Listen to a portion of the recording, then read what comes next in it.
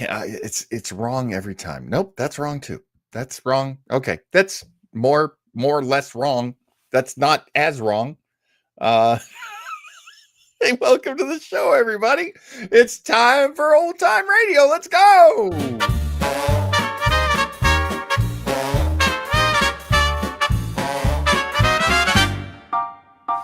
Fun from the past that's built to last.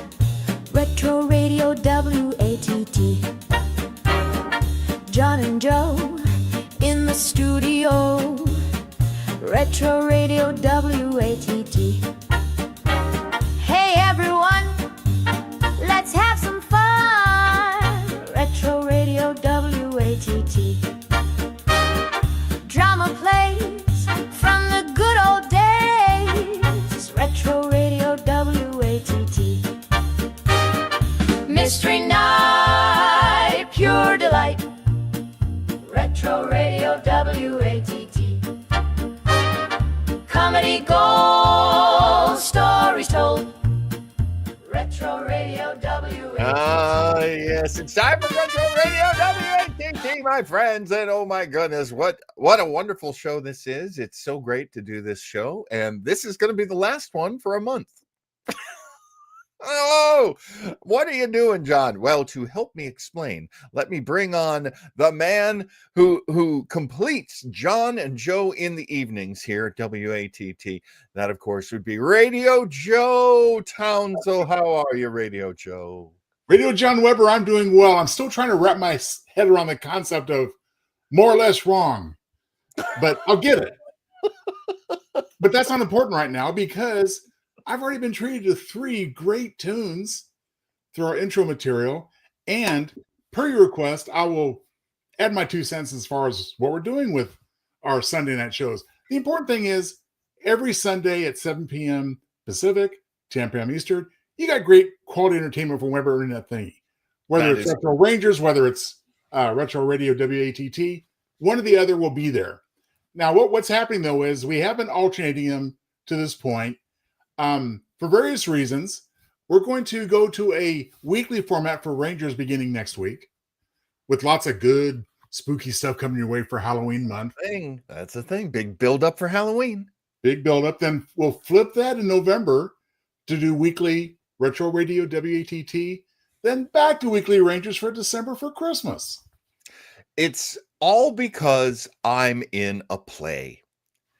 And I think, pretty much starting in November, my Sundays are going to be very busy. So Joe and I are going to be pre-recording those shows. And because we've got Christmas coming up and we had so much fun last year building up to Christmas through December with Retro Rangers, it really was like a golden time for Retro Rangers, Joe. Golden era. So, what we have is I gave Chris a nickname and he kicked it back. Oh. Okay. Well, all right. Hey, you know what? If Chris identifies as Chris, then who are we to say? That's a very good point. Yes, that's a very good point. Either way, he's Buck. There you go, Chris. A terrible joke for you. And I'll tell you, one thing that I know Chris is adamant about, no matter what kind of pushback he may get, he always pulls out his Arnold Schwarzenegger and says, "I'll be Bach." So there you go. Yes, he does. Woo, boy. It's radio, folks. It's radio. It doesn't have to be good. It just has to be live. That's what we always used to say. And a classic Bachism. I have a point, but my hat covers it. I feel you, my friend. Okay, so we are looking at so tonight we had this all right. So we had a discussion a long ways back, and we had talked about various radio shows and how unusual they could be. And one of the shows that we discussed was a show called Night Beat. Yes, I remember. Night Beat debuted in 1950. It is a very well done show, very earnest, very, very like, oh, people stories about people, very, very earnest. And so I kind of, knowing that we always like to do a show a little bit over an hour on our Sundays, that certainly is not changing.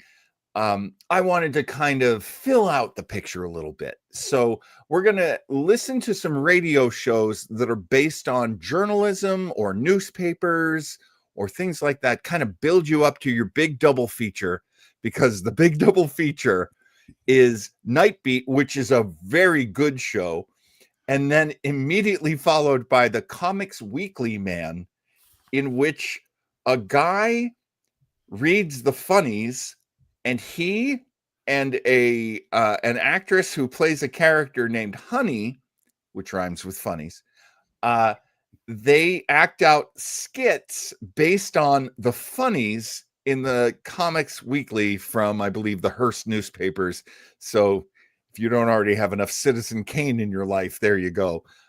This is from Kane's paper, from Hearst's paper. But Chief, what a scoop! But don't call me Chief. But that's going to be tonight's show. You're going to want to stick around for Comics Weekly, man. It is one of the weirdest shows I've ever heard. It is probably one of the easiest to find public domain radio shows because no one claims it. No one likes it. No one's proud of it. But it's interesting. You should hear it at least once in your life. And it's not terrible. It's really not terrible, especially with friends. You can get through this, my friends. Okay. Yes, that's right, John Atkinson. It's Comics Weekly.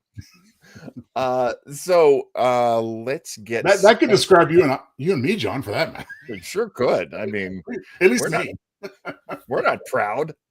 We're just happy to have the gig. All right. Okay, so let's start with Ripley's Believe It or Not. Truth is stranger than fiction. This is Ripley's Believe It or Not.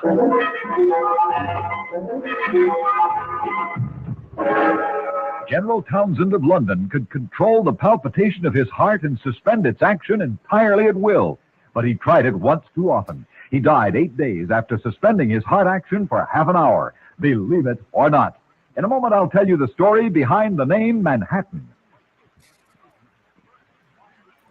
The Indian word for Manhattan is Mannahatta. This name is traceable to the year 1524 when Giovanni Verrazzano, the Florentine explorer, landed for the first time at what is now the lower extremity of New York City. He gave the Indians their first taste of firewater. A good time was had by all, and ever after the natives referred to the island as Mannahatta, which in their Indian tongue meant the place of drunkenness. Believe it or not.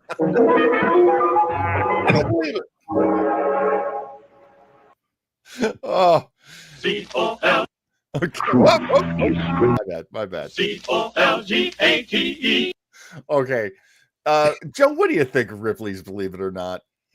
Well, I mean, I remember listening to much later editions, of course, that when I was a kid, and Yeah. We have to acknowledge, the Mad Magazine takeoff, rip-offs Believe It or Don't, as I recall. I tell you, that was very dramatic and hard to believe. The interesting thing about Ripley's Believe It or Not is I believe that what they did was they took the 1930s broadcast and they repackaged it in the 1960s, and they put that echoey, Ripley's Believe It or Not. Like, they didn't have that kind of effect way back in the 30s. So I believe what they did was they repurposed the old recordings from the 30s, which is really cool. And very glad we got to hear that. So wait a minute, I see somebody up here. I'm sure you're going to mention right now, John. Somebody in the title of this video. Bill Stern? Well, I did want to throw some credit to John Atkinson. So going into a bar and ordering a Manhattan is a bit redundant. Good point. I also love the idea that Native Americans had never discovered fermentation. They had.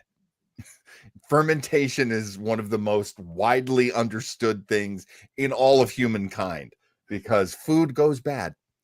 And sometimes if it's fruit juice, you can get a little tipsy on it. All I know is like I went to a bar and I said, "What do you have, stranger?" And I said, "I'll give me a Manahata." All right. So the Bill Stern Sports Newsreel, or as it's sometimes known, Bill Stern's Sports Reel.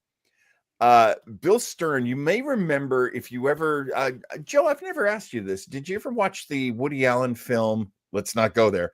But the film Radio Days. Did you ever watch that? Wow.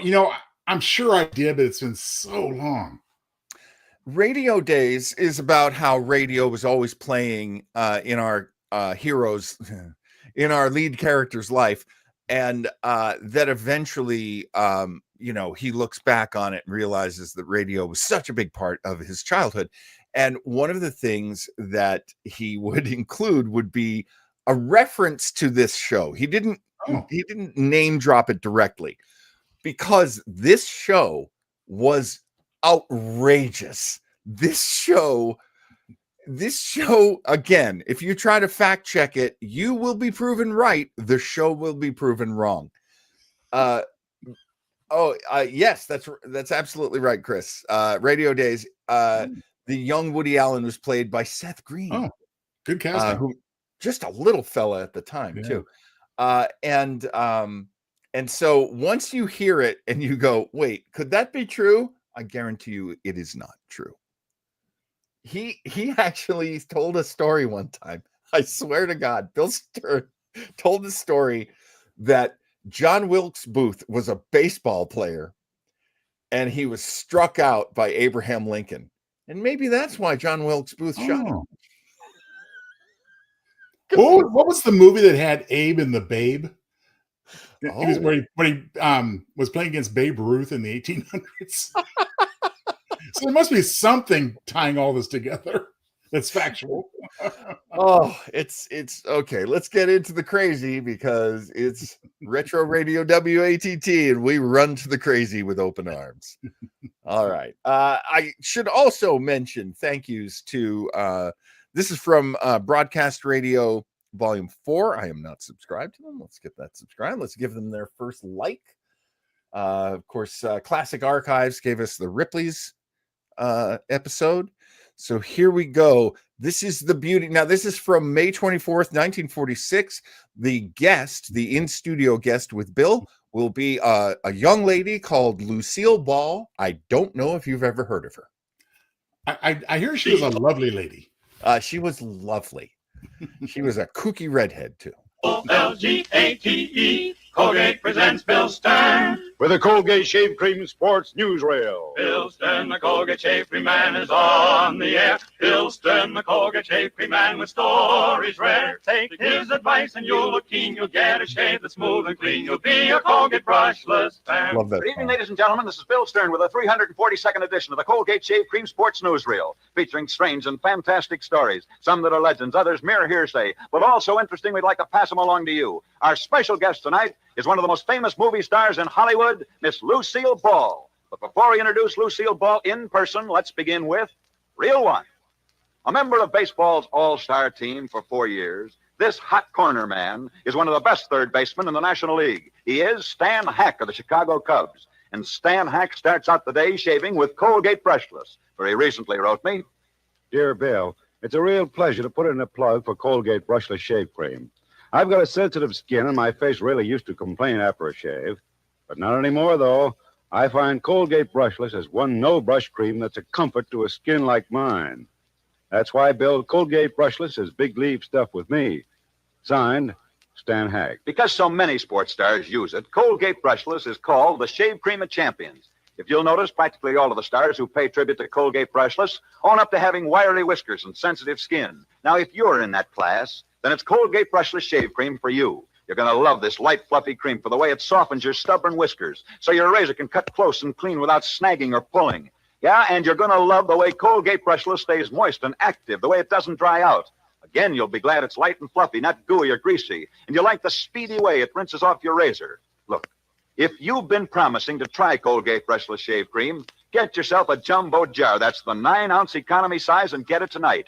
And if you're not 100% satisfied with the results, just send the top of the carton to me, Bill Stern, care of Colgate, Jersey City, Zone 2, New Jersey, and I'll see that you get double your money back. Now, could anything be fairer? Reel 2, profile of great athletes who were not famous as athletes. This is a story as told to me of great athletes who became far greater in other fields. But let's begin the story.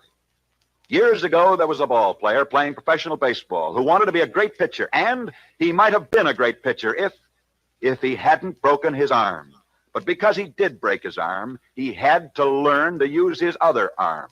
And when he began using his other arm, he found that with his other arm, he could draw. He could draw beautifully, something he never would have known but for a broken arm in baseball. Today, his drawings are famous, for he is, believe it or not, Bob Ripley. But now let me tell you the story of one of England's greatest cricket players. He, too, was reputedly a fine athlete. That is, he was a fine athlete until one day he was badly injured in a cricket game. His kidney was smashed. One of his lungs was punctured. He almost bled to death. In fact, he was so badly injured that he was forced to stay in bed for 12 years. During those 12 years in bed to pass the time away, he began to try to write. And he was so successful with his writings that he made over $1 million. For this man, who never would have become a writer but for an athletic accident, is today one of the most famous authors in the world. You know him as H.G. Wells. Strange, isn't it, that athletic accidents should make famous writers out of H.G. Wells and Bob Ripley? But even stranger is the story of Charles Dodson. Charles Dodson loved to race. He loved to race sailing boats. And one day, Charles Dodson had a group of children in his racing boat when a storm suddenly blew up. The children reputedly became frightened of the storm. And to calm them down, Charles Dodson began to tell these children stories that he was making up on the spur of the moment. The children forgot their fears as they listened to these stories. However, when he was back on shore, Charles Dodson remembered these stories that he'd made up for those children. And because they'd liked them so much, he decided to put these stories down on paper. He wrote under the name of Lewis Carroll. And those stories that he invented in his racing boat that day to calm the children were destined to become the most famous children's stories ever written. You know those stories as Alice in Wonderland. But up to now, these have been stories of athletes who became writers. Now let me tell you the story as told to me of a writer who became an athlete. But this is the story of a writer who didn't want to go on writing, but wanted to race automobiles. And finally, this writer gave up writing and bought a racing car. One day in this car, this driver was doing better than 90 miles an hour when suddenly the car hit an oil patch. The front wheels began to skid. The brakes wouldn't hold. The car was out of control. Desperately, the driver tried to hang on as she crashed into a concrete wall. The driver of that car was lucky. Very lucky to be alive. For that smash-up was so bad that even though the newsreel cameraman had taken full pictures of it, those newsreels could not be shown in any theaters. But even though those newsreels couldn't be shown in the theaters, one newsreel executive did look at these films, and while he was horrified at these pictures of the smash-up, nevertheless, from what he saw on the screen, according to the story, he was so impressed with the face of that auto driver that he ordered that this driver be given a screen test. And as a result of that screen test, this racing driver was offered a Hollywood movie contract. For you see, that driver was a girl who, thanks to those newsreel pictures of a racing accident, is today one of Hollywood's most famous stars. You know her as Lucille Ball. And here she is in person, Metro-Goldwyn-Mayer's great star, Miss Lucille Ball. Thank you, Bill. I'll tell you something else about the automobile accident I was in.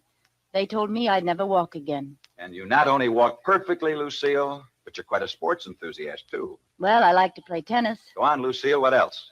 Oh, I like badminton and horseback riding. Any other sports? Yes, I like to swim and ride an aquaplane. I hear, Lucille, that you are quite a fisherman, too. Hey, look, as your guest, I thought it was my right to ask you questions. You're right, it is. Go ahead, Lucille. Well, is it true that Bob Ripley started his Believe It or Not drawings because he couldn't play baseball? Yes, that is absolutely true. And how about Alice in Wonderland being written only because its author had some children out in a boat race? Well, now, that's a very hard story to check, Lucille, but as near as we could find out, that is the legend of how those stories began. Are you through with your questions now? Yes, sir. All right, then, Lucille, here's some questions for you to answer. What's your latest picture? Well, it's called Easy to Wed. And I think I enjoyed making it more than any picture I've ever made, Bill. Well, now, why is that, Lucille? Well, because it's a comedy and because I worked with Van Johnson, Hubba Hubba Hubba, and Keenan Wynn and Esther Williams, my favorite co-workers. Oh, yes, and because it's in Technicolor. I understand that your Shakespearean scene with Van Johnson is the highlight in Easy to Wed. Well, I don't know. Now, wait a minute, Lucille. If you're too modest to talk about yourself, I'm going to have to do it for you.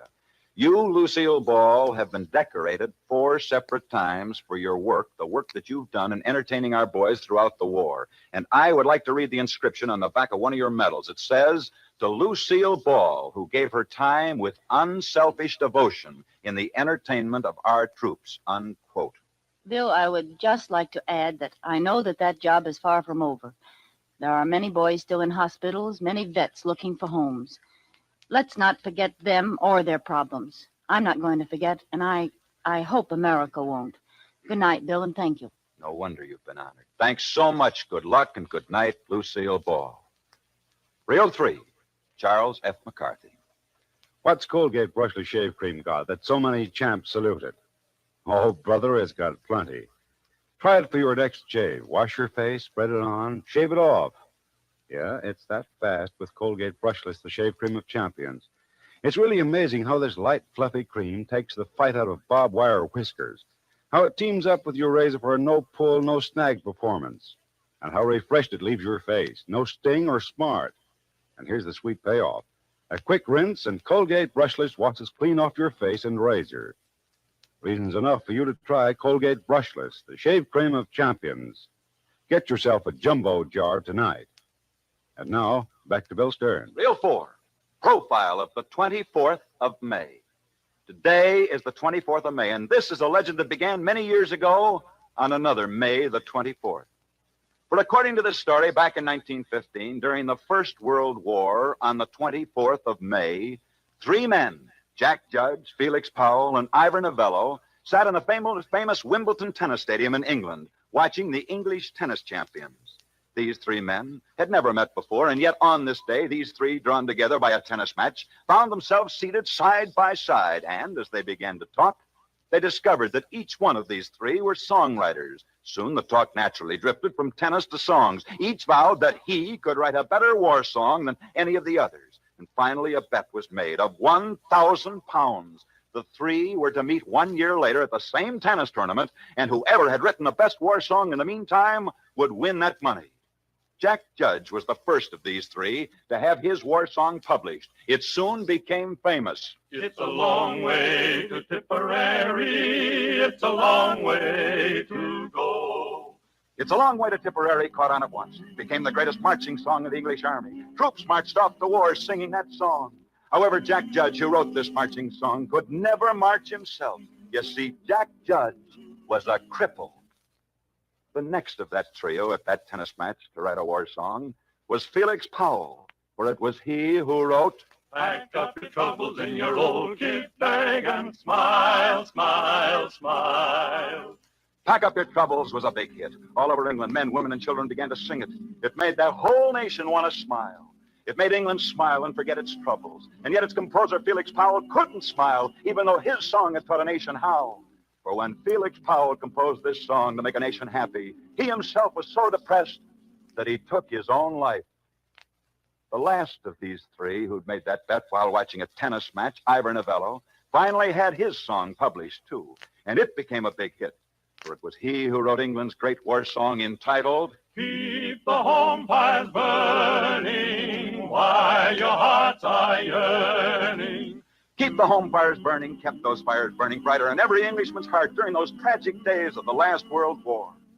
And yet it's ironical in one of those strange twists of fate that Ivor Novello, who did write Keep the Home Fires Burning during the last war, had his own home burned down, burned completely down to the ground in this war. Of the 3 songs, Keep the Home Fires Burning, written by Ivor Novello, became the most popular during the last war. So popular that its composer, Ivor Novello, was sent to the United States in 1917 to tour our American Army camps and entertain our boys. For America in 1917 had also gone into this war. And so Ivor Novello traveled from army camp to army camp, singing his famous song, Keep the Home Fires Burning, until one day this Englishman arrived at Camp Upton in New York State. Here, he met an American soldier who had written a war song. But as the American soldier put it very bitterly, my song is a failure. Nobody sings it. Nobody wants to hear it. Mr. Novello, you're a composer, a great one. Your song, Keep the Home Fires Burning, will live forever. Will you look at my song and tell me what's wrong with it? Why is it a failure? Ivor Novello took the song the American soldier had written, looked at it, and listened to it. And then, according to the story, Ivor Novello said a strange thing. You tell me this song of yours is a failure. I tell you it's the greatest war song I've ever heard. Someday this whole nation will be singing your song. Believe me, it's a great number. That happened 28 years ago, but it's all come true. That song that American soldier wrote during the First World War became America's most famous song in this last war. For the soldier who wrote it was Irving Berlin, and the song was God Bless America. God bless America, my home, sweet home. It's the 3-0 mark for tonight. Next Friday night, we'll be back, same time, same stations, with another edition of the Colgate Shave Cream Sports Newsreel. Next Friday evening, we'll be broadcasting from the city of Chicago as we'll be going west, where our guest will be the famous orchestra leader, Mr. Jimmy Dorsey. So be sure and be with us at our usual time next Friday night when we broadcast from Chicago and present as our very special guest, the one and only Jimmy Dorsey. See you then. And until then, I'll be seeing you on the screen in the News of the Day newsreel at your favorite Lowe's or Associated Theaters. Now, until next Friday night at this very same time, this is Bill Stern for Colgate Shave Cream, wishing you all a good night. Bill Stern, the Colgate Shave Cream Man, is on his way. Bill Stern, the Colgate Shave Cream Man, had lots to say. He told you tales of sports heroes, the inside dope he really knows. So listen in next Friday night. Colgate. Miss Lucille Ball appeared on this program tonight, courtesy of Metro Goldwyn Mayer Picture. The Bill Stern Show tonight came to you from New York City. This is NBC, the National Broadcasting Company. So, what do you think of Bill Stern and his sports reel, Mr. Townsel? Mr. Weber. Well, it's definitely entertaining and thought-provoking. The thing that occurred to me was it sounds like Lucille Ball probably recorded her lines maybe a week prior from home or something. That's a very good point. I hadn't even been thinking about that, but yeah, she probably it sounded very carefully rehearsed and very precise in the exchange with Bill Stern. Right. Johnny A says the lengths they would go to sell shaving cream and to send you to the movies over the weekend. This was Friday nights apparently, and hey, go check out a newsreel at the movies. That's right. So, all right, let's settle in now. We're going to, Chris agrees with you, Joe. We're going to now listen to Night Beat. This, again, very interesting show. I can't wait to hear what you all think of it. It is my wife. It is her favorite radio show. Really? Yes. And she would walk in on me listening to it, and she would sit down and be like, this is a really good show. At which point I'd go, you don't love Fibber McGee and Molly? Wait, that's the best show. But she did like this show. So here we go. Forgive us for any of the graphics. These, of course, are videos that we're pulling from YouTube. And I don't agree with a lot of these graphics. So let's take a look at this one. All right. This is the Nikola Tesla wireless radio account. He not only has some fine shows, but he's got some really good quality shows. So Nick Tesla, if you're listening, thanks a lot, pal. Thank you, Nick. I have no idea who runs this. Okay, so this is from 1950. It is the 4th episode of this series, which actually had multiple pilot episodes. It took a long time before they settled on what you're going to hear tonight. Here we go. Night Beat.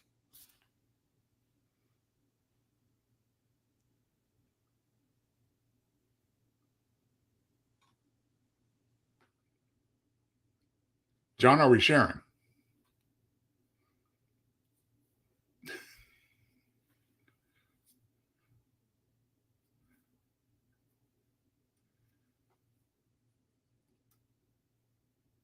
And for what it's worth, we're missing your words of wisdom right now. I did everything backwards. Okay. I muted my mic first. I did not share it. Okay. Here we go. Here we go, friends. All right. Night Beat.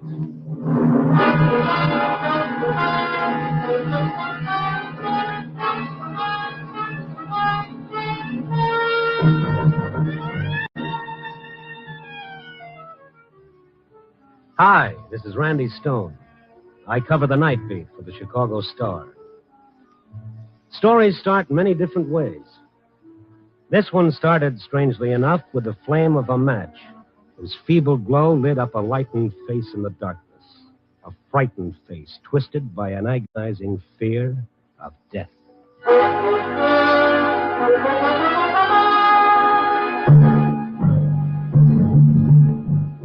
Night Beat, starring Frank Lovejoy as Randy Stone.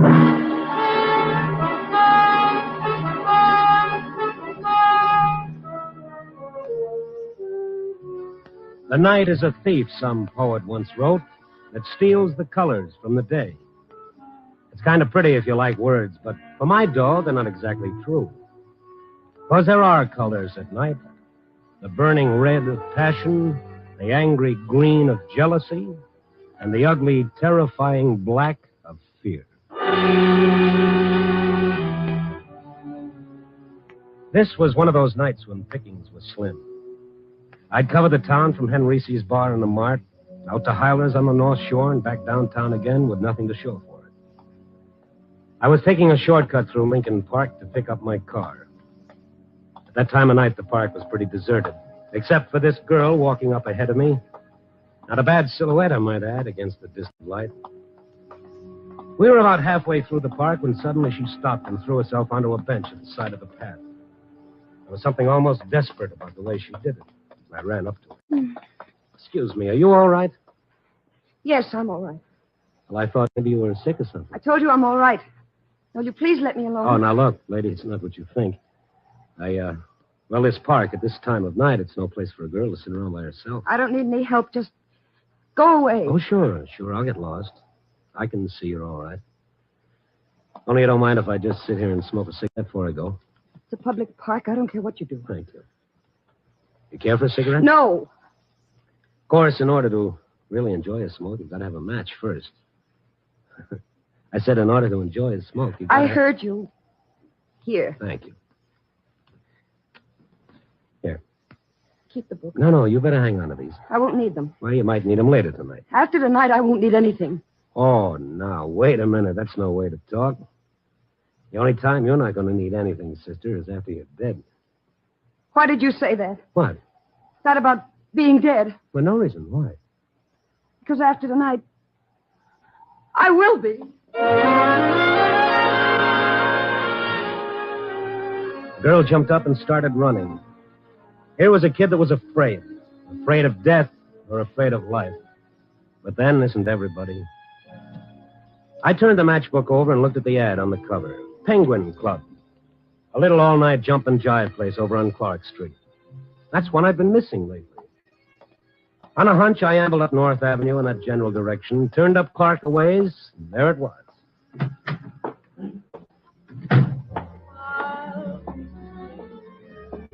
It was good to get inside out of that wind. Check the hat and coat, mister? No, thanks. I'm just looking around.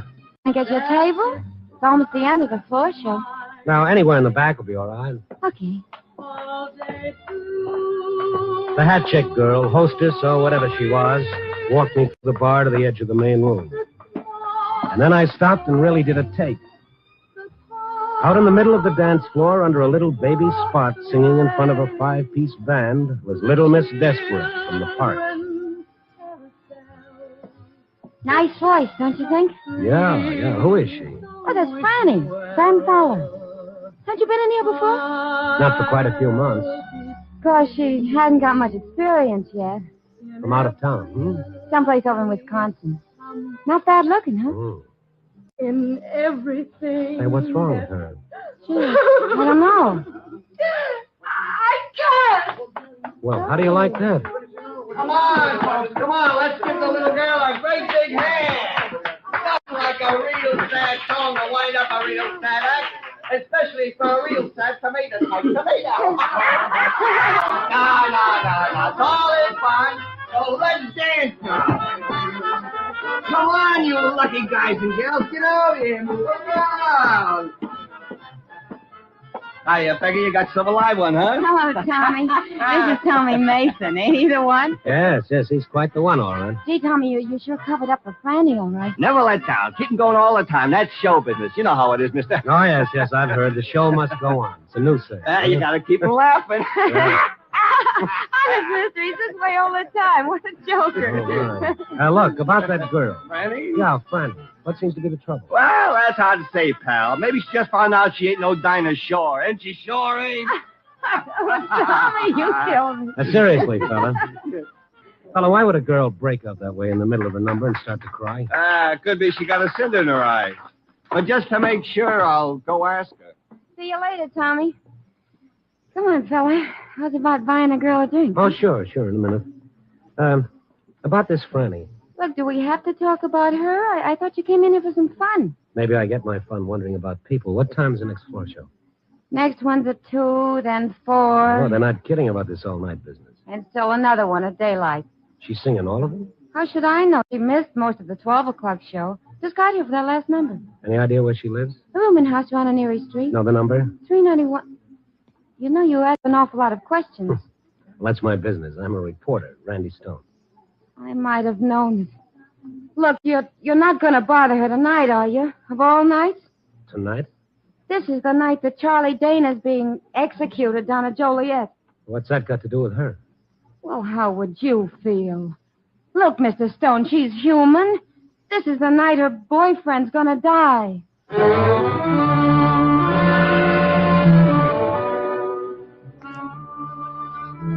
I went up to the front of the bar to a phone booth and called the paper. There was something about this in the back of my mind somewhere, something I ought to remember but couldn't. I had the girl on the board put me through to Gabby in the library. Oh, hello, Gabby. This is Randy. Yeah, Randy? What have you got on the Charlie Dana case? Still a little early, Randy. Execution's not set until 1:30. No, I mean old stuff. Oh, I got the file right here, Randy. Dug it out earlier for background. Good. Anything on a girl named Fran Fowler? Yeah, let's see. Charlie Dana, small-time gambler, killed a guy named Danelli. Oh, yes. I remember that. A gambling beat. Execution originally set for November, but he got a couple of months' stay. Oh, here she is, Fran Fowler. Singer in a nightclub. Was supposed to be his alibi, but the DA blew her up on the witness stand. She admitted she wasn't positive about when she'd been out with the guy. Oh, yeah, that was it. I knew it was something. Anything more? Oh, details, Randy, details. Okay, Gabby, thanks. I'll catch up with you. Oh, Mason. Excuse me, were you waiting to use the phone? No, I was waiting to talk to you. Why, certainly, but this time, no jokes, if you don't mind. I'm expecting a headache. You're not funny, Stone. Who are you talking to? Well, isn't that kind of my business? Peggy says you're a reporter. Yes, of a sort. You were asking about Fran, where she lived? That's right. You gotta let her alone, see? You printed enough about her. Just a minute, Mason. Those are my lapels that you're hanging on to. Peggy shouldn't have given you Fran's address. I don't want you bothering her. I said let go of my lapels, funny man, or something's liable to explode in your face. Now, you stay out of my way or I'll ruffle that shiny hair. Where you going? See about a cinder in a lady's eye. You're not going to see her. I won't let you. Can't you see this whole thing's driving her crazy? Tommy, believe me, I'm not interested in harming her or anyone. I'm just a guy trying to do a job. Now, if you'll step out of my way... You're not going there. I won't let you. I won't let Charlie, you. but you asked for it.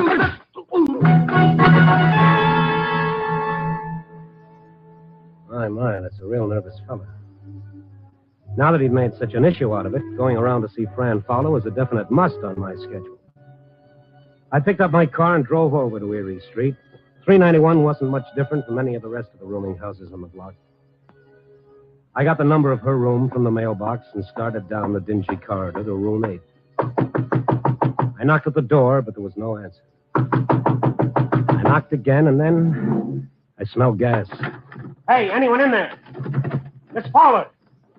Fran! I put my shoulder to the door, and the flimsy lock snapped open. I rushed into the gas-filled room, holding my breath until I could smash open the window and let in some air. And then I saw Fran Fowler, the girl from the park, lying across the bed. And on a table beside her, one of those 2 burner gas stoves with both jets wide open. I turned them off and started shaking the girl. Miss Fowler, Franny, come on, get up. You got to get out of here. Down alone. Look, am I going to have to carry you? Put me down. You little fool, this room is filled with gas.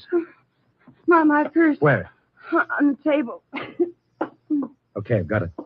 Oh, Fine thing with a gun in it. give that to me. Outside, baby, outside.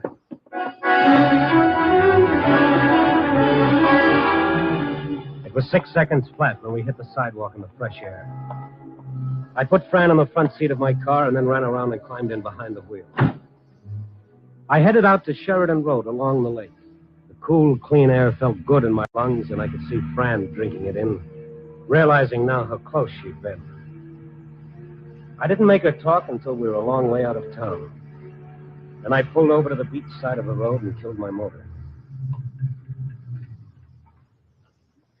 We, seem to keep bumping into each other in the strangest places tonight.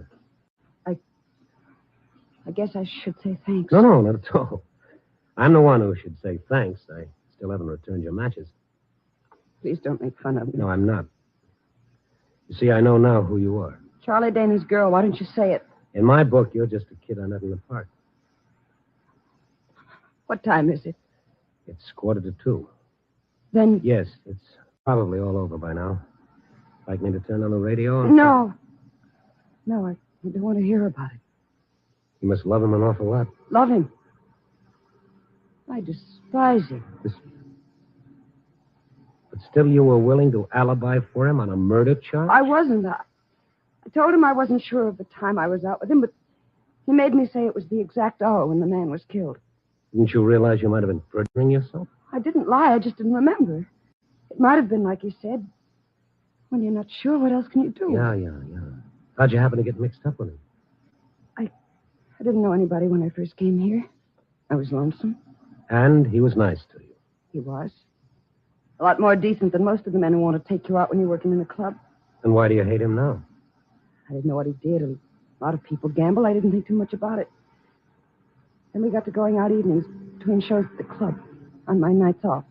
And the killing happened when you and he were supposed to have been out someplace together? That's what he said. He wasn't arrested until a few weeks after the trouble. I couldn't remember if I'd been with him during that particular time or not. Well, it's all over now. You did what you had to. That's about all any of us can do. But you got to forget about it. Put it out of your mind. There's nothing more to worry about. Oh, that's just it. You don't understand. There is. What are you talking about? He promised. He promised, and I know he'll keep his promise. Promised what? I want to see him in prison. In the death house? I had to. I wanted him to understand, but he said I tricked him. What, by telling the truth on the witness stand? He said I double-crossed him. But now he didn't care. Why would he say that? He said he didn't care because the night he died, I would die. And I'm afraid.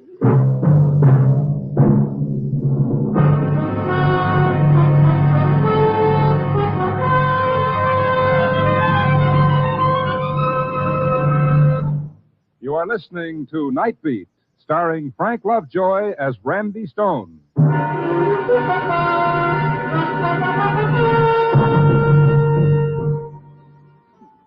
This was real. This was no act.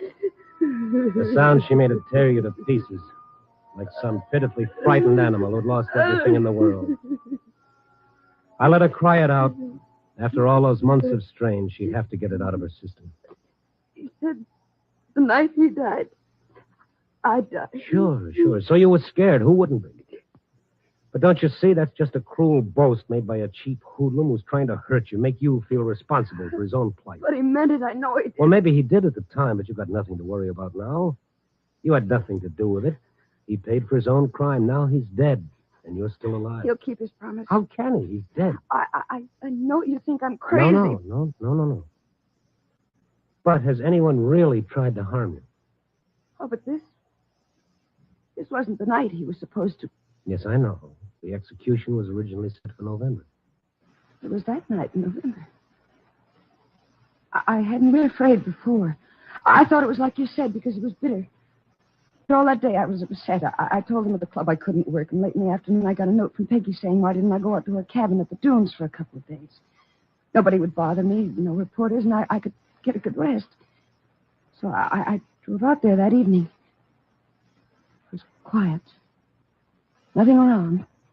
Just empty sand dunes and her cabin all alone on the edge of the lake. I called Peggy at the club to let her know I got in all right.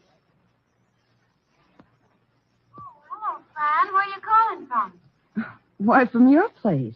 My apartment? No, your cabin. At the dunes? It was swell of you, Peggy, to let me come out here. Well, of course, Franny. You're welcome to use the place, but I don't quite know what you mean. Well, your note this afternoon telling me to come out here. I didn't write you any note. Oh, come on, Peggy. You did. You even told me where the key would be under the flower pot. But, kid, that's where we always keep it. Everybody knows that. Peggy, Now, don't worry about it, kid. One of the girls probably sent you the note and just hasn't had a chance to tell me about it yet. I should have thought of it myself in the first place. No, wait, Peggy. I'm scared. Well, what in the world else? Do you remember what I told you about what Charlie said the last time I saw him? Prison? It was about tonight that he said when he died. Franny, now cut it before you drive yourself Peggy, back. I'm all alone and I'm scared. I don't know what to do. Franny, you gotta hang up right away. You shouldn't be out there all alone tonight. Get in your car and come back to town as fast as you can. I'll wait for you here. All right, Peggy. All right. I hung up the phone and ran out of the house to my car. I turned on the ignition key and stepped on the starter. It wouldn't start. My car wouldn't start. I looked at the gas gauge. Empty. Somebody had drained the gas out of my car. I got out in a panic and started toward the highway. But there was a car out there, parked behind a big sand dune. I turned and ran back to the house. It was like some crazy, frightening nightmare. I didn't know what I was doing, but somehow I managed to get inside and lock the door. And then suddenly I was at the telephone. Operator, answer me. Operator, you've got to answer. I want the police.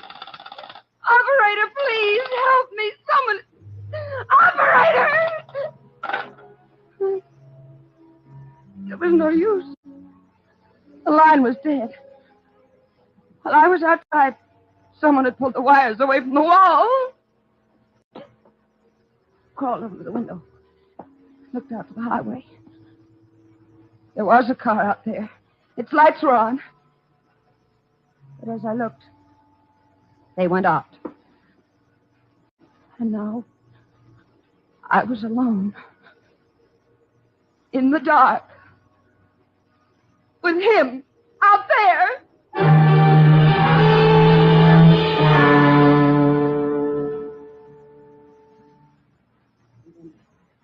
I must have passed out.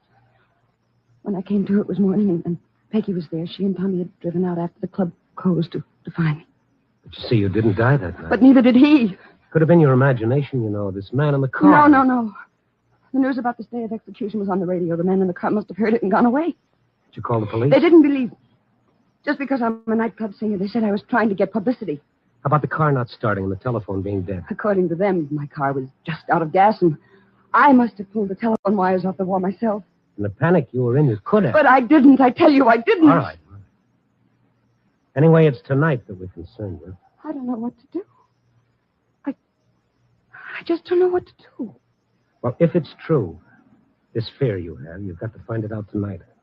If you don't, it'll haunt you the rest of your life. Oh, I know, but how? You've got to go back to your room. Oh, no, I'm afraid. I'll be with you. Still got your gun, remember? By the way, what were you going to do with it?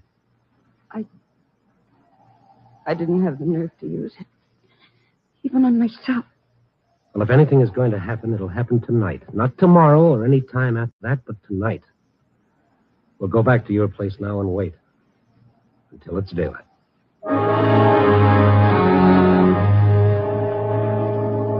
I drove Fran back to the rooming house on Erie Street. There were no lights on anywhere in the building. We tiptoed down the empty corridor to Fran's room, listened at the door a minute, and went in.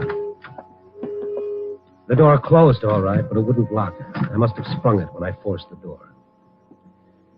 We settled down and waited. For what? Once I thought I heard steps on the sidewalk far out front. It was that still. And then I did hear steps, slowly coming down the hall. There's someone in the hall. Keep it down. He stopped outside the door. Don't move. Who's that knocking at my door? Who's that knocking at my door? Who's that knocking at my place? Oh.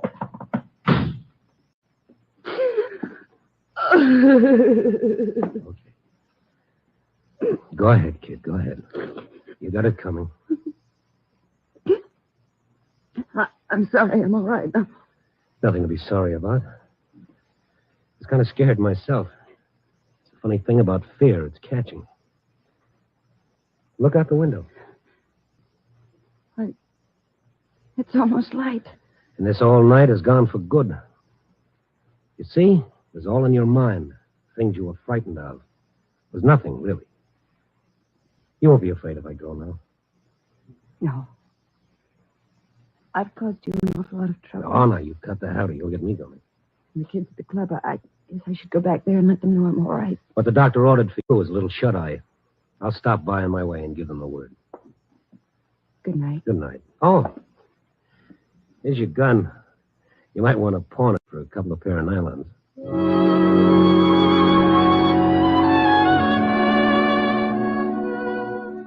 Yes, a real nice tomato-type tomato, as the funny man at the club would say. On the way over, I got thinking about him and that girl, Peggy. Come to think of it, that was one point Fran had forgotten to clear up for me about the note that sent her out to Peggy's cabin at the dunes that night. Yeah, my mind wouldn't let go of that. When I got to the club, it was daylight, and they were folding up the joint, and Peggy was sitting alone at the bar. Well, you got a nerve coming back here after... How's your boyfriend? He's not my boyfriend. It's a figure of speech. Where is he? He just left. Okay, I'll settle for you. If you don't mind, it's a little late for small talk, mister. Okay, I'll give it to you fast. It's about that note you wrote to Fran Fowler last November on the night Charlie Dana was supposed to die. What note? Little late for small talk, remember? I don't know what you're talking about. You don't know anything about a note inviting Fran to stay out at your place at the dunes? I told her. I didn't know who wrote it. Were you telling the truth? Yes, I was. Okay, maybe you were. But you found out later who wrote it, didn't you? No, Now tell me the truth. Or would you rather tell the police? All right. I did find out, but it wasn't like you think. Well, who was it? Tommy Mason. Tommy Mason, the funny man? His idea of a joke, no doubt. A hilarious joke that might have scared a poor kid to death. No, you're wrong. It wasn't a joke. Well, then why? Why did he do it? Because he's in love with her. He made me swear I wouldn't tell her. He wanted to wait until the time when she needed him, and then he'd tell her himself. Until she needed him?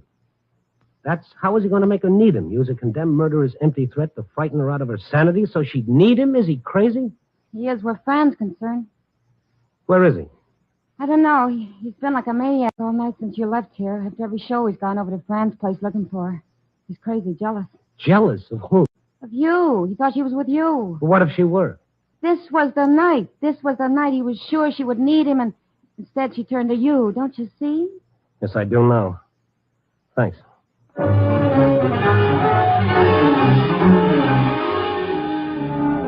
was only about a half mile to Fran's, but it seemed more like 20 miles until I turned off Clark up Erie Street and slammed into the curb. There was no one on the street. I was hoping he'd walked and I'd pass him on the way, but there was no one.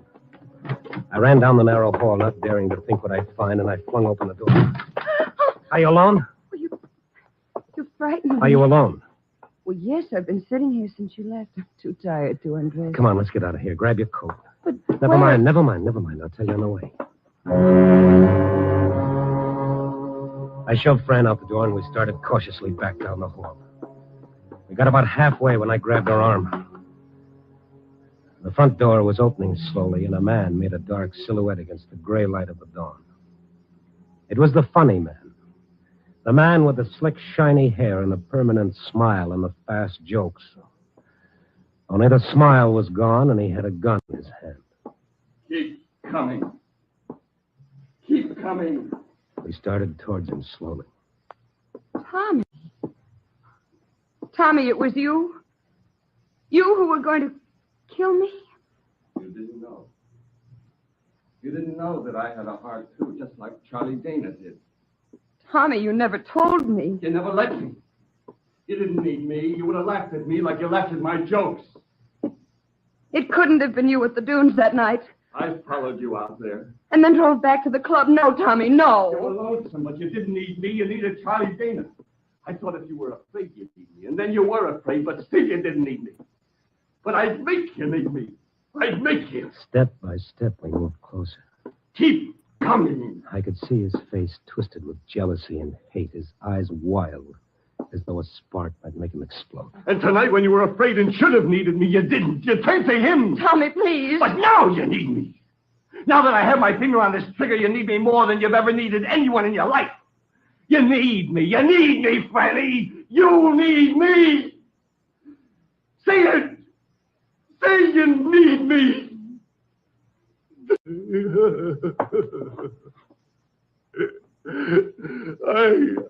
I can't shoot.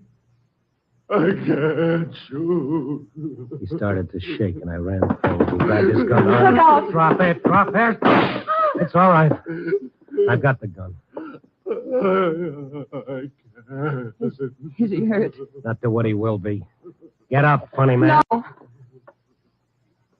Don't be too hard on him. He didn't realize. No, I guess maybe he didn't. It's funny, isn't it? You never really know what's going on in some of the best combed heads.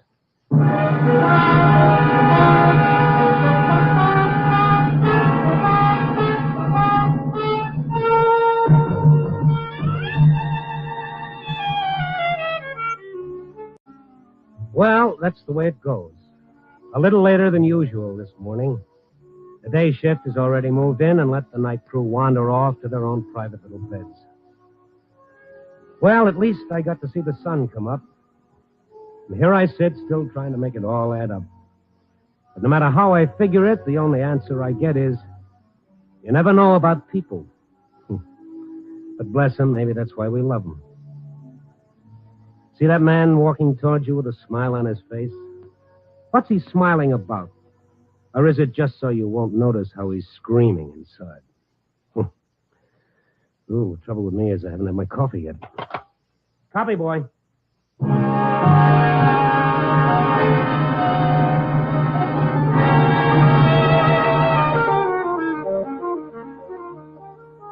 Night Beat, a dramatic series, stars Frank Lovejoy as Randy Stone. Night Beat is edited by Larry Marcus and directed by Warren Lewis. Music by Frank Worth. The part of Fran was played by Joan Banks. Paul Dubov played Tommy. Others in the cast were Georgia Ellis, Ken Christie, and Carol Richards. Frank Lovejoy will next be seen in Milton Sperling's production Rock Bottom, released by Warner Brothers. Throughout the week, NBC brings you the best adventure mystery dramas on the air. You'll hear action-packed, fast-moving plots to hold your interest right up to the smashing climax on such thrilling programs as Big Town, Mr. District Attorney, The Big Story, and Dragnet, every week on most of these NBC stations. On Dragnet, you'll hear documented cases from the Los Angeles police files. The Big Story brings you true tales from the front pages of America's newspapers. Mr. District Attorney, the champion of the people, takes you through an exciting episode in the conviction of a criminal. And tomorrow night on Big Town, you'll hear crusading editor Steve Wilson crack down on the forces of evil. For the best high-tension dramas, hear NBC's great mystery and adventure programs.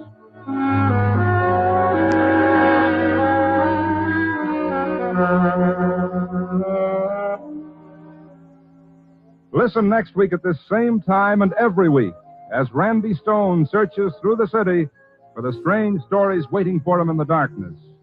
The stories that come out of the shadows to find their way into Night Beat.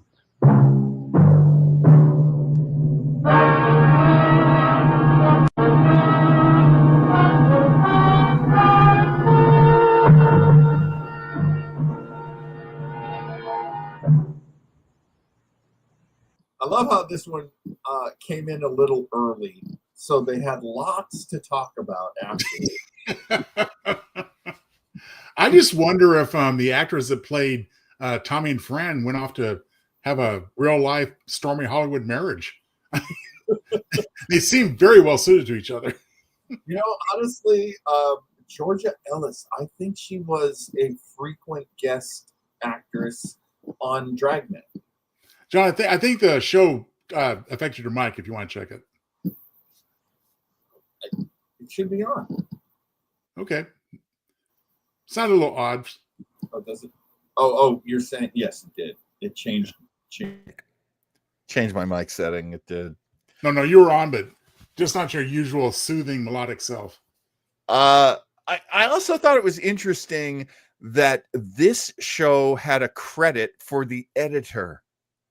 That's unusual. That's very unusual. So, let's see. Well, they recognize the value of a great editor. I know I do. So, oh, hey, speaking of which, we should tell folks about our show that debuted today. Joe, let's talk about. I would be delighted. Let's talk about the latest episode of Joe Townsel's Dread Time Stories. Tell us about Phases. Well, thank you, John. Yes, Phases. Again, as John said, it dropped today on YouTube, so check it out. We'll be posting a link, I believe, sometime tomorrow for your convenience. But otherwise, just search for it under my name on YouTube. And a little anecdote, if you'll indulge me for a moment. Please do. Phases comes from the Anticipation Collection, that my collaboration with 6 other authors, including our own great friend, Flobo Boyce and Rolando Herrera, who put the project together way back in 2016. This was the first short story I ever wrote. Believe it or don't. Believe it or don't. Oh, don't. So, I mean, a little bit revised and updated for Dread Time Stories, but yeah. So I hope you'll check it out and enjoy. It's definitely a dark and bizarre tale, and one that I hope is thought provoking and enjoyable to everybody. This one, I have to say, I'm not going to give away anything, but this one, I thought about it for a good long while, and I always like to compare you. I have compared you to, of course, Stephen King, and this one was a little Dickensian. But the more I thought about it, the more I thought this one seemed like a Rod Serling story to me. Well, you mentioned a story of mine in the same breath as Stephen King and Rod Serling. Of course, I'm extremely gratified and flattered.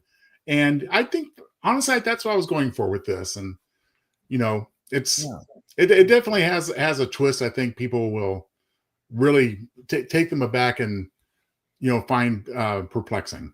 Yeah. It's a great character piece, and there are definitely horror and science fiction elements to it, as there are in many great Joe Townsel stories. So we really encourage you to listen to it, just the way our own friend Chris did. Chris has already listened. Oh, thank you so much, Chris. I appreciate that, my friend, very much. All right. Now, speaking of dark and bizarre, it can't all be Joe Townsel. No. Sometimes we have to go to old time radio, and I am just going to stop front selling this thing. I'm not selling this thing at all. So let me get it on the screen. Well, wait a second. I'm gonna jump ahead. Okay, and now I'm going to get it on the screen. because I only make that mistake 3 times out of 4. Here we go. All right, from 1950, my friends. This show is called The Comic Weekly Man. Now, I hate this graphic. Do not hold this graphic to any kind of reality. Bill Hoest and the Lockhorns were not in the Comic Weekly, for F's sake. Bill Hoest, one of my favorite comic strip artists, by the way. Right, but a little bit after this time, I believe. Just slightly. Just slightly. Blondie, yes. No, I don't think Donald Duck and Huey, Dewey, and Louie showed up. Beetle Bailey, yes. But this one features Flash Gordon. And I'm, as you know, I'm a huge Flash Gordon fan. So he'll save every one of us. Oh, and here we go. This one has no likes. This is how bizarre and sort of hidden this show is. So you're the first. We are the first, my friend. All right, here we go. The Comics Weekly Man. The Comic Week. It's comics, isn't it? Okay, here we go. I'm the Comic Weekly Man, the jolly Comic Weekly Man, and I'm here to read the funnies to you happy boys and honeys. Yes, boys and girls, it's Comic Weekly time, and here I come right into your house to bring a little fun and happiness, right out of the pages of Puck the Comic Weekly, straight into your living room. Your friend, the Comic Weekly Man, the jolly Comic Weekly Man. Hello, hello, hello. Hello, hello, hello. Little Miss Honey, how are you today? Oh, I just can't wait. Can't wait for what? All week long, I've been wondering what's going to happen to Flash Gordon. Well, if you're that worried about Flash Gordon, suppose we read the funnies right away. Oh, please do. Very well, here we go with Puck the Comic Weekly. But first, here's that nice man with something interesting to say. Okay, I guess there's a live commercial.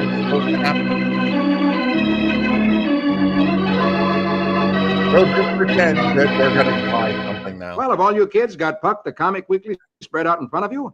Oh, good. Here we go on the first page with little Snookums. His father, Archie, is showing him how to play baseball, and he breaks a neighbor's window, and the neighbor gets plenty mad. I guess Archie doesn't know how to play baseball. I should say not. And now will you please turn over to Flash Gordon? Because Flash has been captured again by that bad man Zinn. And Zinn sent Flash into the Liquigen chamber to breathe the smoke that would make him lose his willpower and do anything that Zinn wanted him to do. But Rubia gave Flash something to put in his nose so that he wouldn't breathe that gas. But Flash pretends that he has breathed the gas, and Zinn believes that Flash is now in his power. So please, let's find out what Zinn's going to do with Flash. Very well, here we go with Flash Gordon. Magic words for the music, please. Very well, my lady. Rig-a-dig-a-doon-doon, saskimatash. Let's have music for heroic Flash.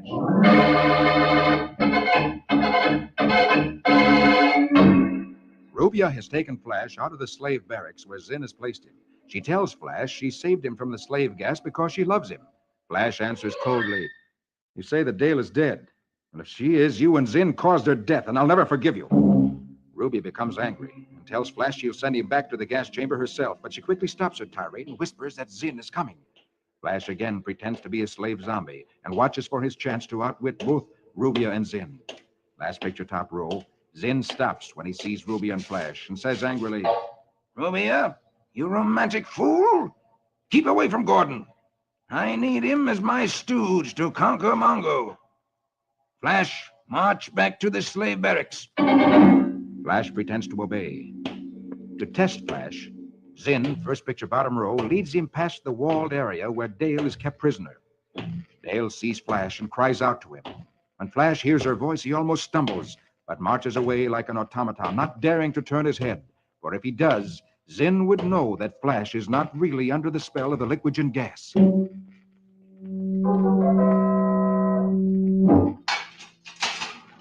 Zinn leads Flash to the slave barracks, saying, "You will obey me, not Rubia. Stay here till I send for you." Flash enters the slave barracks, and the door closes behind him.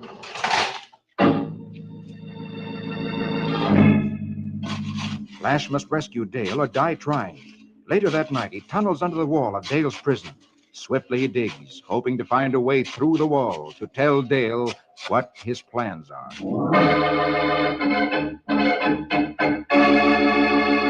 Oh, my, I'm so glad that Flash and Dale each know that the other one is still alive. So am I. Now maybe Flash can do something to help Dale, and then they can both escape. Well, let's hope so, because Flash is in a mighty tough spot. Yes, but, he is a hero, so maybe he'll find a way out. Yes, we hope. Now look across the page. Oh, Dick's Adventures in Dreamland.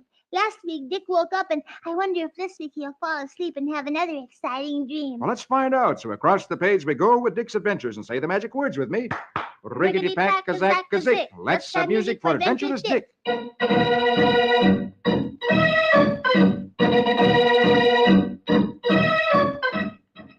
Dick has been talking with his father, and he's becoming drowsy. He yawns and says, "Oh, gosh, Dad. Suppose we turn the clock back 175 years. Back to the year when Paul Revere back to old Boston." His eyes close. And in a second, he's dreaming that he's with Paul Revere again, back in the city of Boston in the early days of America. Revere, who was a silversmith, that's a man who makes wonderful things out of silver, is packing some candlesticks and teapots and other things in boxes of straw. Paul says, "Well, I've been waiting quite a while for you, Dick. Tell me, can you drive a team of horses?" Dick replies, "Why, I think so, Mr. Revere." Last picture, top row. A few minutes later, Dick is moving a number of silver-wrought objects from Paul Revere's workshop down to a wagon at the door. A team of bays is already in place. Meanwhile, first picture, next row, Revere is loading on some mysterious, heavy-looking boxes. He doesn't explain what's in them, nor does Dick inquire. They're pushed out of sight, and then Paul says to Dick, "We're going to deliver some silverware, which Mr. John Hancock ordered me to fashion for him. He's staying at the Clark Parsonage in Lexington. As to the boxes, it's best that you don't know what's in them, Dick. In fact, you might forget that you ever saw them. I'll ride ahead. You follow directly behind me." Dick climbs on the wagon and takes up the reins, last picture of the row, and replies, "I understand, sir." And Dick drives off.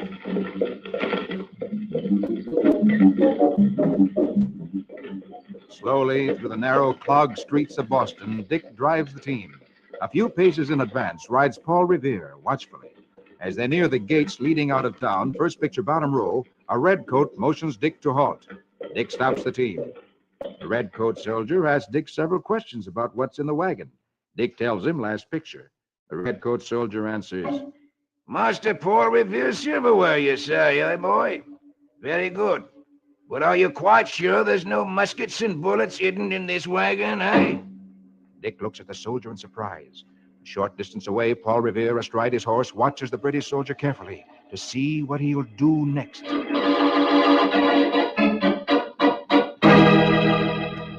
Well, I'll bet you that is what's in the boxes. Bullets and guns, because maybe Paul is taking them to some Americans who need them. Say, you really have the mind of a detective. Well, I should have. I listen to my favorite detective, Nick Carter, all the time. And I hope you're right. Next week, we'll find out. Oh, this is exciting, and I can hardly wait until next week to find out if I'm right. Well, here's something else that's exciting, right under Dick's Adventures. Oh, yes, Rusty Riley.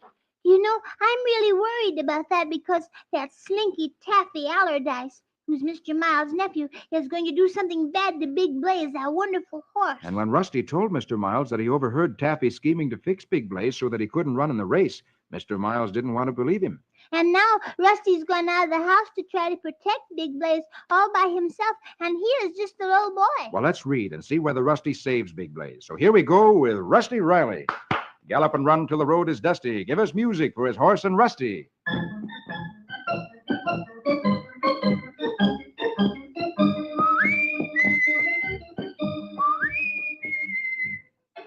Taffy is making a long-distance call to the city to a man named Corky. Taffy owes Corky some money, and it's Corky who has told Taffy to fix Blaze so he can't run in the race. Taffy is saying, "Well, hello, Corky. This is Taffy Allardyce. Now listen carefully because I can't talk long, and I don't want to be overheard. Miles is going to ship Big Blaze to Cedar Point Track in the morning. Now, what do you want me to do?"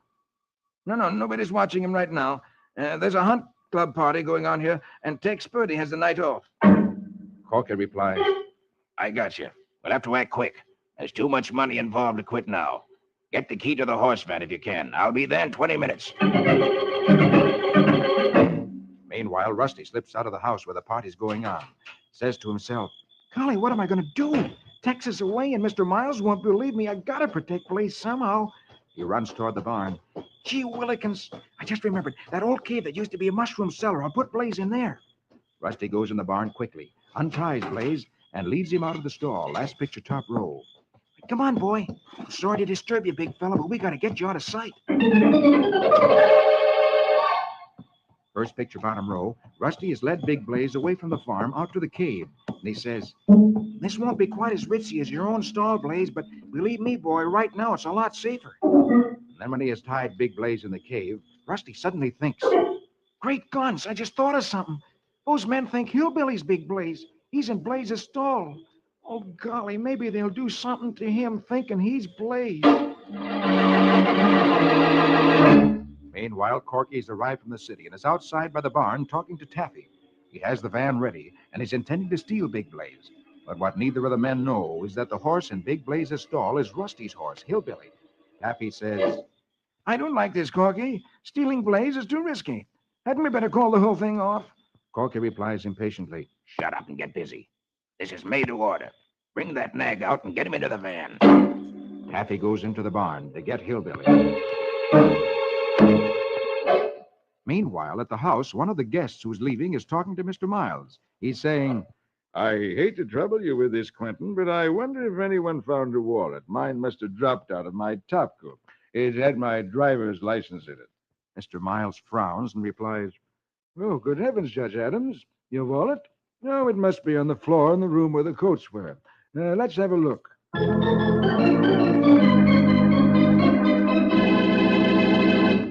And there stands that Goldie, that mean Taffy's wife, and she took that wallet last week out of the coat and she put it in Rusty's room. "Yes, she did." And now when they look for the wallet, they'll just probably find it in Rusty's room and they'll think that he stole it. And that's just what she wants them to think, that mean, mean woman. That's exactly what she intends. She wants to get Rusty into trouble. I think that's terrible, terrible, terrible. Well, now, maybe you can forget your worries if we take a look at Roy Rogers. Oh, Roy Rogers, my favorite cowboy. So turn over the page to page 6, and there underneath the little king is Roy Rogers. I'm anxious to know what happened now because last week Roy captured that old hermit who was setting the fire to the telegraph poles. Yes, and Roy found out that he was using a great big magnifying glass to shine the sun through and set things on fire with. And the hermit's mule, all of a sudden he started kicking Roy, and I wonder if Roy's all right. Well, let's find out. Here we go with Roy Rogers.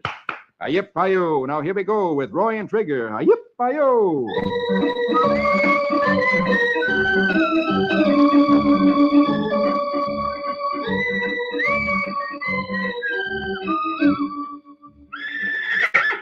The crazy mule has been tied to a post where he can do no more harm. Brad, who is Roy's friend, looks at the old hermit and suddenly exclaims, "Hey, is my eyes playing me false again? Why, it's old Quartz, the prospector." The old hermit replies, Nearly blinded you with my big glass, you telegraph varmint. Wish I had. If it weren't for your ornery telegraph line, my mare'd be the fastest message sender in these parts after it's silvered."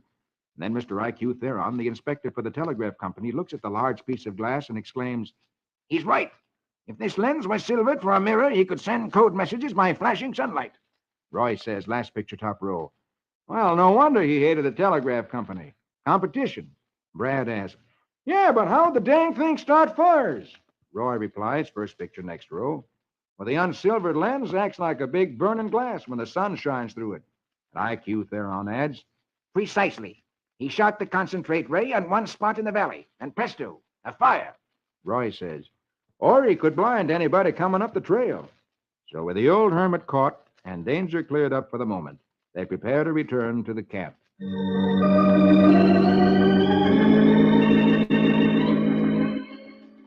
Later at the telegraph camp, Brad asks, "Hey, what are we going to do with old Quartz, Roy?" Roy replies, "Oh, just hold him in camp till the sheriff decides what to do. He's harmless now, and I doubt if the company will prosecute him now that nothing stands in the way of the telegraph line being finished." As they ride into camp, one of the men calls, "Hey, Roy Rogers, wire just came from you for Mesa City. Bill Langley wants you there, pronto." Roy replies, last picture of the row, "Trigger, that means we ride."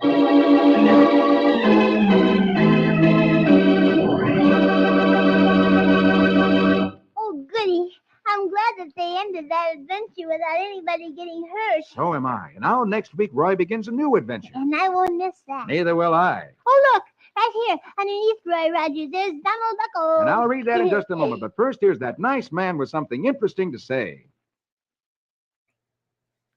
I apologize. Donald Duck is in.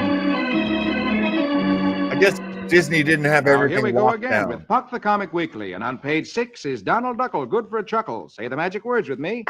Squeejum, squeejum, squiddy, chicka, chat. Let's have music to fit a quack, quack.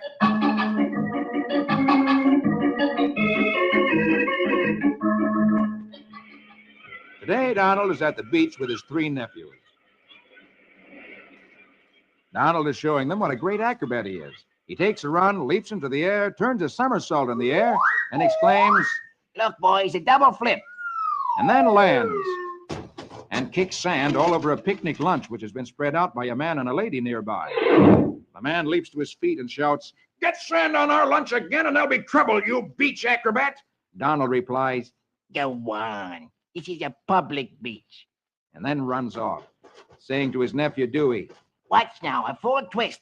He makes a leap in the air, comes down, and lands on a big balloon that his nephew was playing with. The first picture next row shoots straight up into the air and comes down on a cake in front of the angry man. And the man stares at him and frowns and says, Oh, you're... Donald smiles sheepishly, which looks very funny on a duck, and points to a pie in front of him and says, My, wasn't that lucky? I didn't even touch the pie. and suddenly there is a... And last picture, Donald is walking off with the pie on top of his head, and his nephew Louis asks cheerfully, What flavor is it, Uncle Donald? and Donald is so mad that all he can think to say is, Oh, wasn't that too bad? That really was an accident. Yeah. Donald landing on that balloon that shot him up into the air. But it certainly wasn't an accident when the man slammed the pie on Donald's head. No, doesn't he look funny? He certainly does. Well, now, how would you... Oh, I just love to very much if it's Dagwood and Blondie. Why, it certainly is. And here they are, right on the first page of the second section of Puck the Comic Weekly. So here we go with Dagwood and Blondie. Ramafoo, Ramafum, Zim Zam Zombie. Conjure me music for Dagwood and Blondie.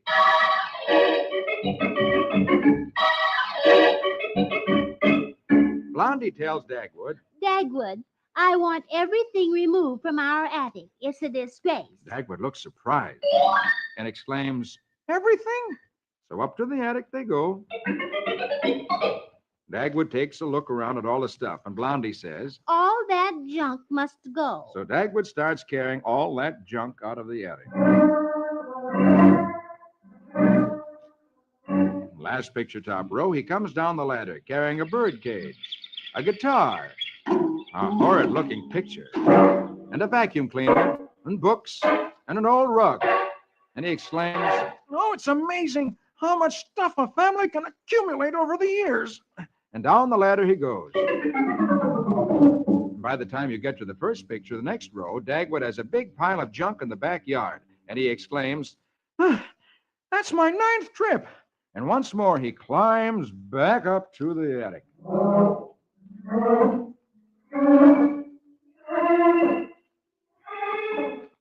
Blondie and he look around the empty attic, and she says cheerfully, Now this is more like it. This is the way an attic should look. and Dagwood replies, That was all stuff we'd never use again anyway. And then they go downstairs. Last picture of the row, Dagwood says, Now I'll call up the junkman and tell him to take it all away, and good riddance.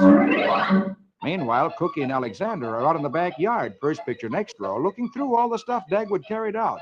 Cookie picks up a doll, saying, Oh, look, my old Raggedy Ann doll. I can sew her arms back on. and Alexander picks out a baseball bat and a stuffed muskrat and says, Hey, they were going to throw my stuffed muskrat away. Blondie joins him and picks out a clothes dummy, which is what women use to hold their dresses when they're sewing them, and she exclaims, My goodness, was I this thin once? and they continue to rummage through the junk, taking out things that they decide to save.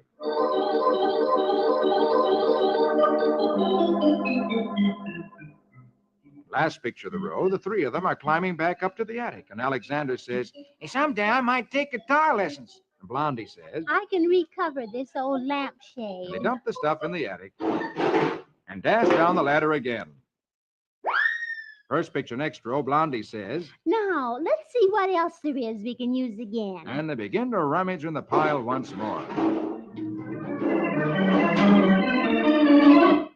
A little later, the junk man gets there. Dagwood goes out in the back. But instead of all the junk in the yard, he sees nothing. And Dagwood shouts, Blondie! Here's the junk man! Where's all the stuff he should take away? And he dashes back up to the attic again and sees the attic looking just the way it was in the first place. And he stares at it and groans, Oh, there's no place like home. Absolutely no place.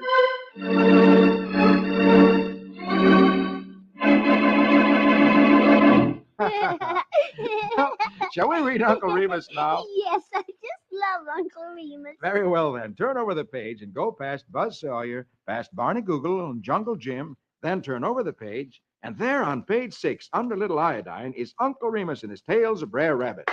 Hippity hoppity, make it a habit to give us music for old Brer Rabbit.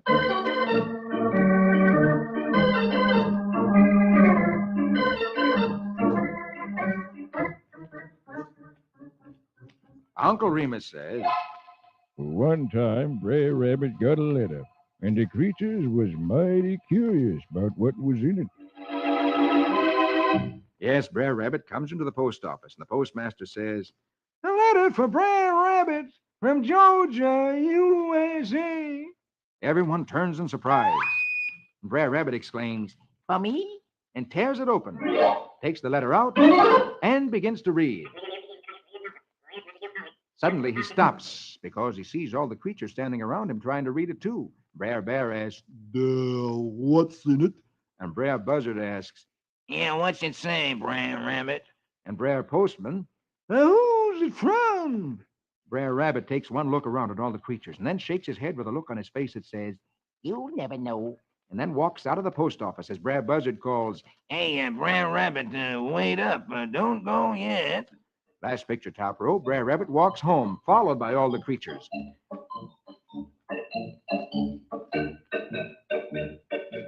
Brer Buzzard follows and hauls, And what's the letter say, Brer Rabbit? Brer Bear, Does somebody get killed? And Brer Possum, Good news or bad news? And Brer Rabbit refuses to tell. First picture, bottom row, all the creatures have a conference, and Brer Buzzard has a scheme, and he says, Now listen, we'll get the red from there, and I take the red from there, and you get the red from there, and you okay? Yeah. Brer Bear says, That's agrees. And Brer Coon says, And us is depending on you, Brer Buzzard. So off they go to see if the scheme will get Brer Rabbit to show them the letter. By and by, Brer Buzzard sticks his head in Brer Rabbit's shack and says, Brer Rabbit, I has been elected to make you a proposition. Brer Rabbit replies, I's listening, Brer Buzzard. And Buzzard answers, Us reads the letter, and you gets 3 licorice candies, 2 lucky charms, a genuine imitation jewel, and 11 cents. And he throws the loot on the floor. Brer Rabbit smiles cheerfully and says, You read the letter. And he hands the letter to Brer Buzzard, who walks back to his friends and reads last picture. Limited time only. Special offer. Act now. Send $11 in stamps for a set of books on how to get rich. And as Brer Buzzard and his friends look very disgusted, Brer Rabbit smiles cheerfully and says, Keep reading, Brer Buzzard. There's lots more. And Uncle Remus says, Smart head and closed mouth is first cousin.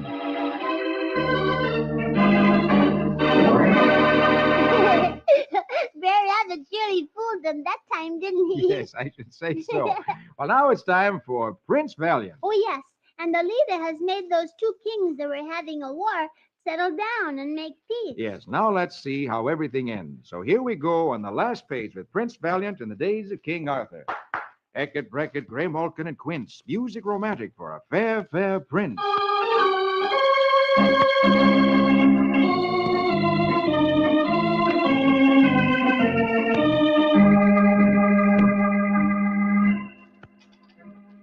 King Hap-Atla, who had attacked the castle of King Agwar, and who could not enter it by force, has now come into the castle as a dinner guest.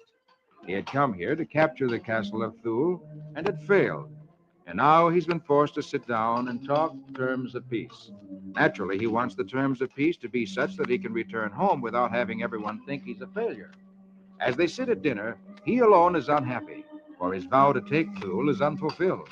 But last picture top row, Alita intends to fix that too, so everyone will be happy. An important document is set before the king. King Aguar looks at the document, then smiles and hands it to King Hapatla, first picture next row, saying, I hereby assign to King Hapatla of the Inner Lands the throne and kingdom of Thule. Alita claps her hands and squeals with delight and says to King Hapatla, now you've kept your vow, and there'll be no more trouble between our lands. Then she hands him another parchment, which is a piece of paper, and says, now you can abdicate. Abdicate means that now he can sign the other paper, which returns the throne and kingdom of Thule back again to King Aguar. But King Hapatla, last picture of the row, grasps his title desperately, his brain reeling. He has tasted defeat, frustration, an overpowering dose of feminine common sense. And now, triumph. He stands there silently. Alita gives a signal, and first picture bottom row, some curtains part. And two executioners are standing there with axes in their hands. And Alita's voice is saying, too bad you won't abdicate. Well, it's been nice knowing you. Hapatla smiles at this joke and takes up the quill. For the first time since taking his vow, he laughs. And then he turns to Alita, saying, solemn statesmen labor long months on treaties that can be broken in a minute. But you've shown me that simple friendliness and trust are permanent. And I, a defeated king, will forever remember your generosity. And I will also remember never to underestimate a woman's ruthless common sense.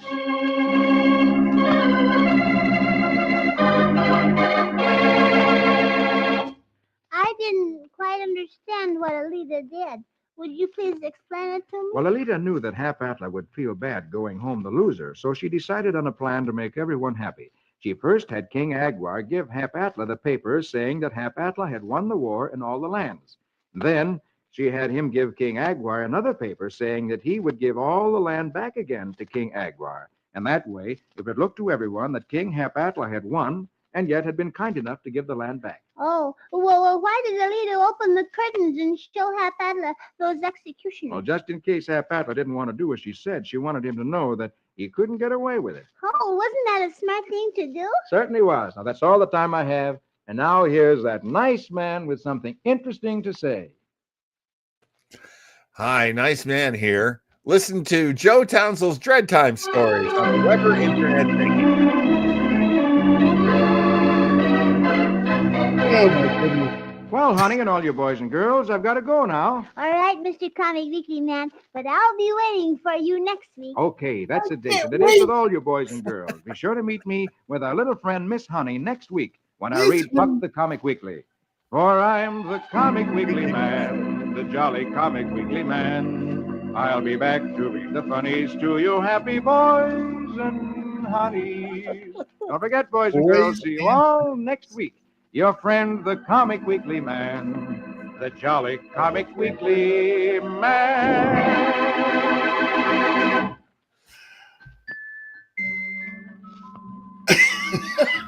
Wow. That's a lot, huh? Oh, my goodness. Okay. I want to ask you, Joe, and I want to ask everybody in the chat. Any regrets? I want more installments, please. Oh, no. Really? Oh, yeah.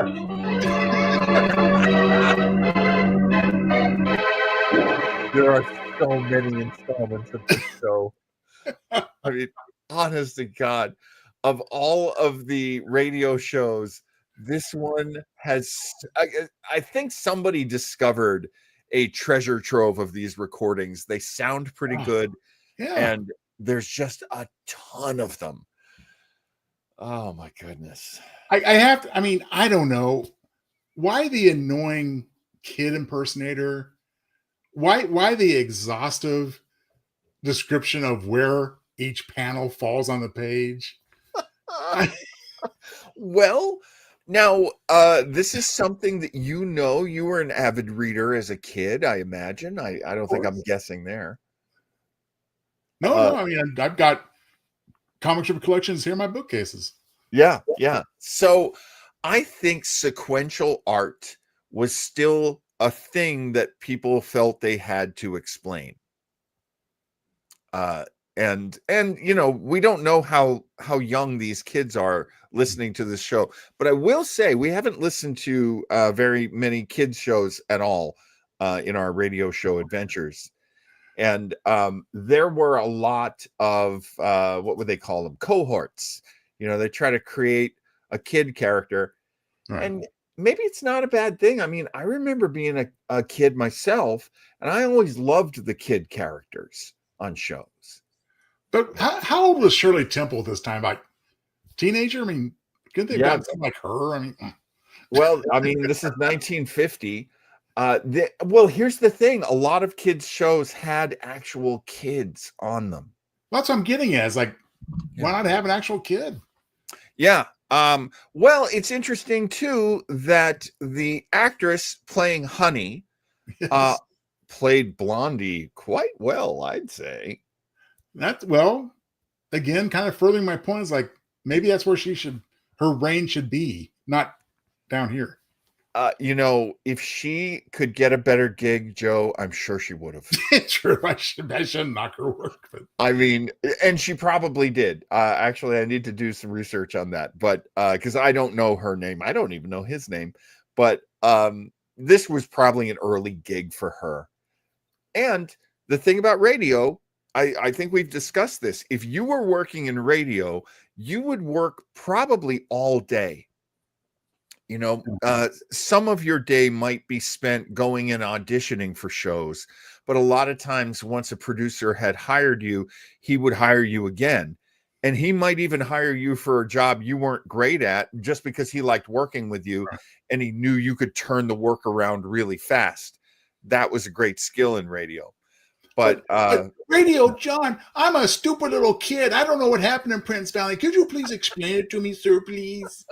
I know there's such a weird finger in the mouth, oh, it's so creepy. But you know what? Seriously, I guess if you have a little kid audience with this radio program, that they might, because Valiant was kind of complex in its art, and I mean these comics, it isn't like they were later. I mean, each one, like Valiant, I think Valiant took up a whole page in some editions. Yes, and Valiant also had it had a thick text. It had a big block of text, right, at the top of the page, and each panel was a beautiful kind of painting. It was gorgeous. But I'm telling you, when I was a little kid in the 70s, I'd be like, I'm just going to skip Prince Valiant. Peanuts. There we go. Yeah. I don't know. It was kind of like an abbreviated form of a graphic novel almost in its artistry. Yes, and I don't recall the strips being very satisfying either, because it always seemed to me like that one was like Steve Roper and Mike Nomad. It would go on for weeks. You wouldn't know where you were in the story. It was like Mary Worth. I was going to mention, if you didn't, I mean, Mary Worth was the worst. Okay, we got 2 lines of dialogue. Come back tomorrow. I know. Mary Worth was always like, wait, is what you told me yesterday correct? You mean when I told you about the person who did the very bad thing? Yes. Is that correct? Well, it is. Continued tomorrow. I think you get it is after the continued tomorrow. Gotta have that cliffhanger. Cliffhanger. Oh, boy. Comic strips were a tough mistress. My parents didn't allow us to read comic books, so I was in a constant state of frustration as a kid reading these books. Well, I think that's gonna do it for us. We took a little trip around journalism land through the lens of radio. That's a terrible metaphor. Thank you, Chris. Mary Worthless. got the funnies at the end, which of course is what we'd always looked at the end of the paper. That's right. That's right. The best part. All right, Fred. A great lineup tonight, John. My compliments to you, sir. Yeah, I thank you very much. We have, and I did not get it ready. Oh, you're absolutely right, Chris. Thank you. Please like and subscribe, and give us comments if you can, because we need all the engagement we can get. Yeah, YouTube definitely looks at engagement in the form of comments to satisfy their notion of what our credibility is. So let's all play the game and comment. I'll do it too. Now, I do want to take people through because I didn't get it correct. Okay, there we go. So next Sunday, we're doing Retro Rangers. It is one of our horror entries for October. Do we know anything, Joe, about Carnival of Souls? Our special guest will be Tony Luna. Of the three of us, I believe he's the only one that's seen it. Yes. So I'm not even going to hazard a guess. I mean, of course, in researching the graphic, I discovered a little bit. And I'm not going to bring this up because it might be a big spoiler, but it does hearken apparently to something that came just prior on TV. So I'll just leave it at that. But it's definitely a trip. It's a mind F. In other words. Okay. Yeah, I have heard some things about it, and it's on YouTube, so we can watch it. I believe it's public domain. That's one reason we picked it. It's public domain, absolutely. Thank you so much, Radio Joe. Thank you, Radio John. It was a delight as always, sir.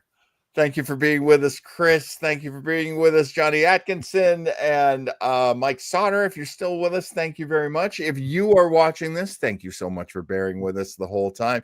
That'll do it, Radio Joe. It's the end of the shift. It is, Radio John. We'll see you next time, everybody. Thank you.